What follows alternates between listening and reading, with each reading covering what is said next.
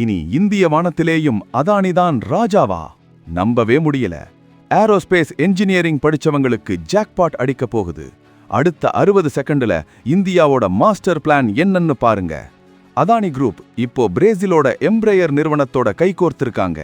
இவங்க 2 பேரும் சேர்ந்து இந்தியாவிலேயே விமானங்களை அசெம்பிள் பண்ண போறாங்க. ஏன் பிரேசில்?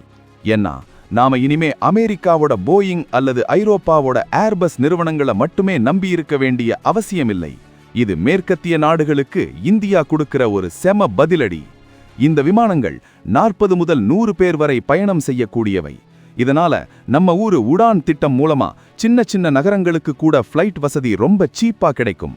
சென்னை, கோவை, மதுரைன்னு நம்ம ஊருக்கெல்லாம் இனி விமான சேவை இன்னும் அதிகமாக போகுது. யோசிச்சு பாருங்க. 80கள்ல மாருதி சுசுகி இந்தியாவுக்கு வந்தப்போ இப்படிதான் சொன்னாங்க. ஆனா இன்னைக்கு நாம தான் கார் உற்பத்தியில கில்லாடி. அதே மாதிரி இப்போ அசெம்பிளியா ஆரம்பிக்கிற இந்த வேலை சீக்கிரமே இந்தியாவிலேயே முழுசா விமானம் தயாரிக்கிற அளவுக்கு வளரும். இது நம்ம ஏரோஸ்பேஸ் மாணவர்களுக்கு கிடைச்ச ஒரு பொற்காலம். இது வெறும் பிசினஸ் மட்டும் இல்ல, இந்தியாவோட தற்சார்பு பொருளாதாரத்துக்கான மிகப்பெரிய வெற்றி. டாடாவுக்கு அப்புறம் அதானியும் உள்ள வர்றதுனால இந்தியாவோட ஜிடிபி வேற லெவல்ல உயரும். நீங்க என்ன நினைக்கிறீங்க? டாடாவா, அதானியா? இந்திய வான்வெளித்துறையை யாரு ஆளப் போறாங்க? கமெண்ட்ல சொல்லுங்க. அப்படியே லைக் பண்ணிட்டு ஷேர் பண்ணுங்க.